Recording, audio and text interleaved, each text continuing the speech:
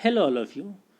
So, today in the chapter of accounting principles, we will conclude the chapter by covering our last part, that is accounting conventions.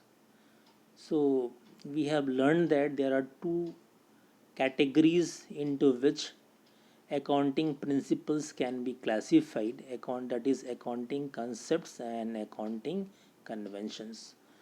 So, in today's class, we will see that what is the meaning of accounting conventions and how many accounting conventions are there in accounting. So, let's start with the meaning of accounting conventions. So, an accounting convention may be defined as a custom which is adopted either by general agreement or common consent among accountant. Accounting conventions differ from a concept in respect to the following. That means this accounting convention, they are simply defined as a custom which is adopted either by general agreement or common consent among the accountant. So they are just the customs or the guidelines. Okay. So now we see that what is the difference between the concepts and conventions. So then you will be able to know that how it differs from the concept. So accounting concepts are established by law, while accounting conventions are guidelines based upon customs, uses, or general agreement. That means accounting concepts are established by law. That means we have to follow it. But as far as the conventions are there, they are based upon customs, uses, or general agreement. Then second is there is no role of personal judgment or individual bias in the adaptation of accounting concept, whereas they may play a crucial role in following accounting conventions. So as far as the accounting concepts are there, there is no role of personal judgment or individual bias. That means we can't modify the concepts according to our own personal judgment or individual bias. But this accounting concept, they play a very crucial role in following the accounting conventions, how to make the accounting convention follow. And there is a uniform adaptation of accounting concept in different enterprises where it may not be so in case of accounting convention. So as far as the concepts are there, uniformly as it is they're adopted, but in case of accounting conventions they may vary. For example, if you say when you're going to school, so as far as the uniform is there, there's no compromise. You have to be, you have to wear your uniform. It doesn't depends upon your personal judgment or individual bias. Okay, I want to wear this and that. It is not like that. So that is actually concept. But as far as conventions, okay, you are going to the school, but if you are wearing a watch, so maybe you are wearing a watch, which company watch, it depends upon you. In the class, which company pen you are supposed to use, which company, it depends upon you. So there is a role of personal judgment and individual bias in case of conventions. Okay, so that is the rule of that is the main difference between the concept and conventions. Concepts are mainly law, they are uniform, there is no role of personal judgment, they can be changed. As it is in raw form, they have to be utilized. But conventions, they're actually customs. So whenever you talk about the customs, so custom differs in reality also. Place to place, person to person, customs differ. So that's why we are telling that conventions are the customs. They're only the guidelines. They're only the guidelines. They can only guide you. Exact nobody can tell you. Okay. So that's why these conventions, it depends, it keeps on changing accountant to accountant, firm to firm. So little bit modification, scope of modification is there in case of the conventions. But as far as the concepts are there, scope of modification, scope of changing is not there.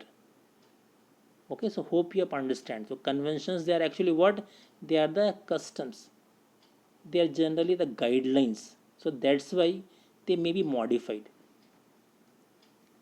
Now we'll go through the three accounting conventions. First is the convention of full disclosure. So as a term is they are called full disclosure. So this principle requires that all significant information relating to the economic affair of the enterprise should be completely disclosed. So, in other words, there should be sufficient disclosure of information which is of material interest to the users of financial statement. So, two things that is important is that significant information and that is of material interest.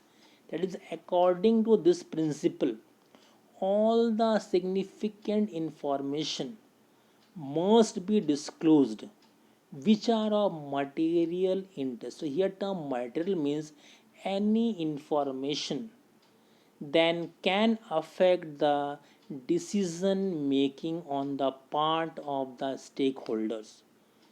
Any information that can affect their decision, so that information is known as material information or a information of material interest, because based on that decision the stakeholders are supposed to take decisions. It may influence their decision. Okay, so that type of information is known as material information or information of material interest. If NTPC it is earning a huge profit, so that is a material information. But on the other hand, okay, NTPC they have spent 50,000 for plantation, so that is of no use. It is not a material information. No way it is going to have an impact in profit and loss account as far as a company like NTPC is concerned.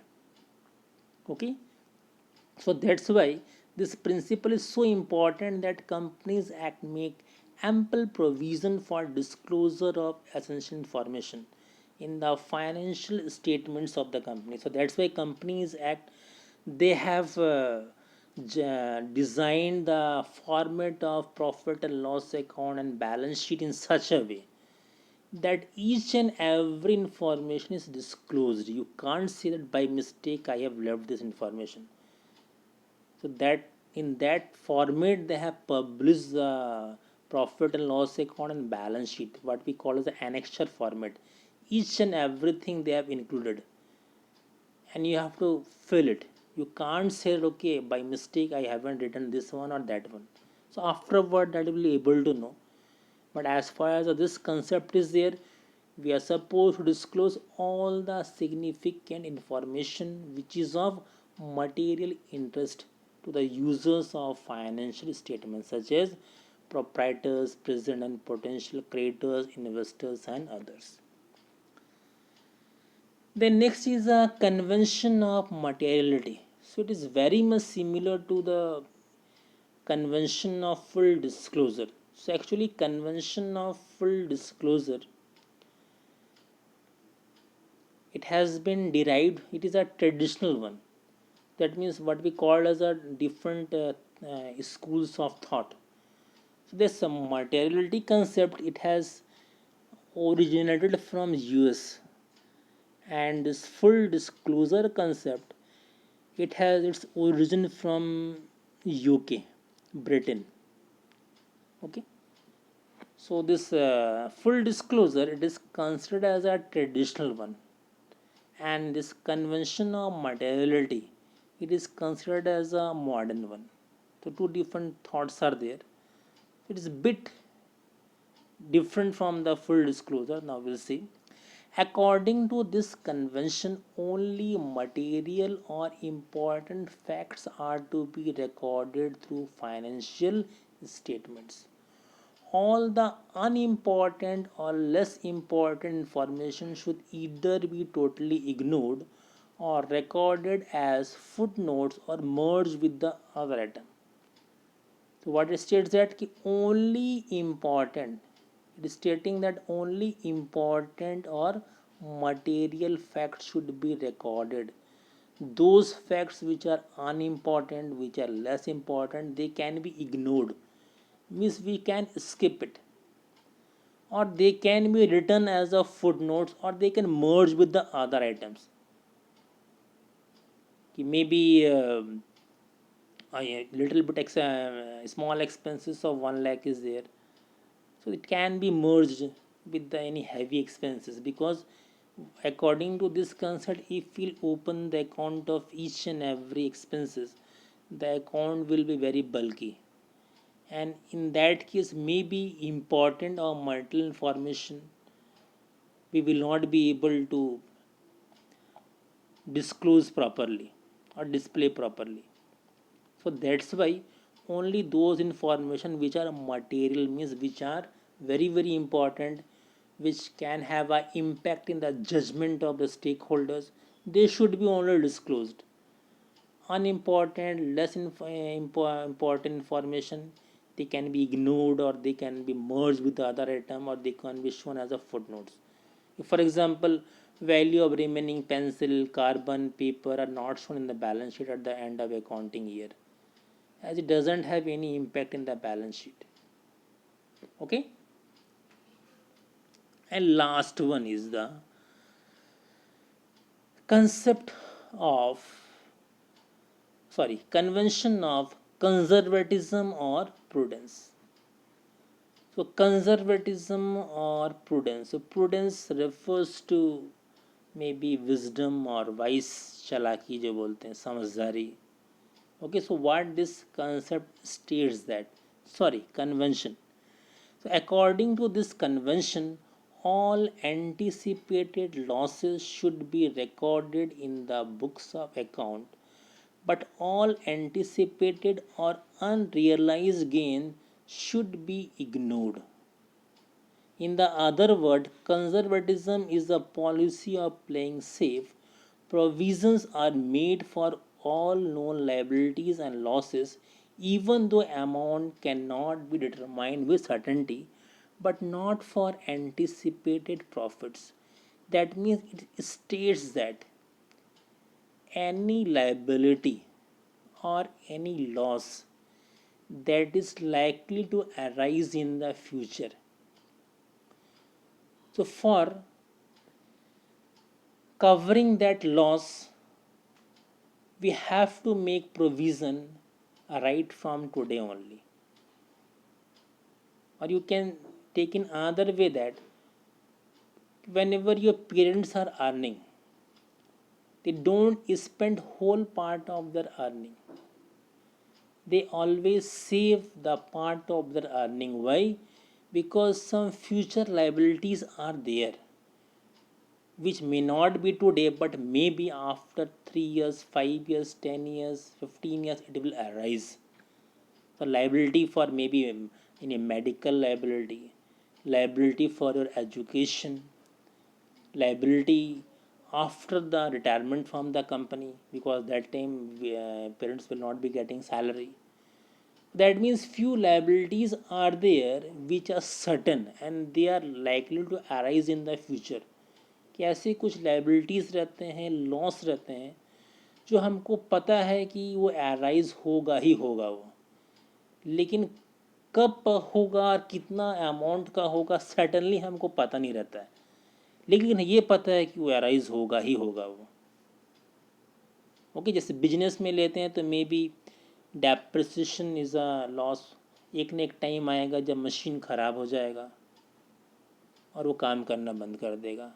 Business always element of bad debts will be there. कुछ लोग ऐसे रहेंगे जो पे नहीं करेंगे पैसा, लेकिन कितना अमाउंट पे नहीं करेंगे we are not knowing that one. So that's why we have to make provisions for all the anticipated losses, all the anticipated losses or liabilities. Any liabilities or losses which we are anticipating, we have to make provisions for them. They have to take into account. Okay, but not for the anticipated profit. Maybe after 10 years the FD is going to mature, so we can't make provision for that कि आज से फिर party देना चालू कर देते हैं भाई, 10 साल के बाद 10 करोड़ का हमारा FD हो जाएगा, ये जो हमने लैंड परचेज किया है वो 1 करोड़ का हो जाएगा. ओके, या suppose the business, it is assuming that it will get some inherent property from the owner का कुछ और assets बढ़ेगा. ओके, गवर्नमेंट से कुछ गिफ्ट मिलेगा, कुछ प्राइज मनी मिलेगा. So any anticipated profit will not be taken into account. So that's why this conservatism policy, it is a policy of playing safe so that to prevent the business from the shocks and surprises. Because if you don't conserve now for the future liabilities and losses, so if you don't conserve, then when the loss will arise and liabilities will arise, that time the business will get shocks and surprises. Shocking हो जाएगा, surprise हो जाएंगे, पैसे कहाँ से आएंगे फिर. तो फ्यूचर का जो लाइबिलिटी अराइज होगा, जो लॉस अराइज होगा, उसको पूरा करने के लिए हमको अभी से, जब बिजनेस प्रॉफिट कमा रहा है, तो प्रॉफिट से कुछ अमाउंट हमेशा अलग करके रख देना चाहिए in the form of reserves and provisions, so that when actually these liabilities and losses will arise, that time this money can be used for the payment or liabilities or for covering the losses or minimizing the losses. Okay, so likewise, whenever there are different alternatives for recording transaction, one having least favorable immediate effect on profit or capital should be adopted, because many methods are there for recording the transaction. We should adopt that method that will have least effect. That means that is going to increase the profit minimum, which is having a minimum impact. कि बहुत सारे methods हैं, तो उन methods को choose नहीं करना चाहिए कि प्रॉफिट को मैक्सिमम करके बढ़ा दें. वो मेथड्स ये वही चूज़ करो जो कि प्रॉफिट को कम से कम दिखाए. Okay, so for example, closing stock is valued at cost price और realisable value whichever is less. कि any unsold goods which is with the business, that is closing stock. तो किस प्राइस में दिखाते हैं, कॉस्ट प्राइस और realisable price में, cost price और market price whichever is less, only because of this concept. तो ये जो क्लोजिंग स्टॉक का कंसेप्ट है, इसमें कॉस्ट कंसेप्ट एप्लीकेबल नहीं होता है. इसमें क्या एप्लीकेबल होता है, conservatism, so that unnecessarily business should not show higher amount of profit. So that's why closing stock is valued at cost price or realizable value, whichever is less. Provisions for doubtful debts is created for in anticipation of actual bad debts. The bad debts means amount which can't be realized from the debtors. Business में कुछ elements ऐसे रहते हैं जो पे नहीं करते हैं, पैसा बोलते हैं डूब गया. So if somebody is not paying, we are not going to close our business. So some provisions will be made by the business so that in case even 1%, 2% are not paying, so that time we will use the money that has been transferred from profit and loss account, या profit का वो हिस्सा जो कि हमने reserves में भेजा हुआ है, वहाँ से फिर तब हम यूज़ करेंगे जब हमारा लाइबिलिटीज अचानक से आता है या कोई हमको पे नहीं कर रहा तो लॉस हो जा रहा है. Okay, that is a concept of conservatism or prudence. Thank you.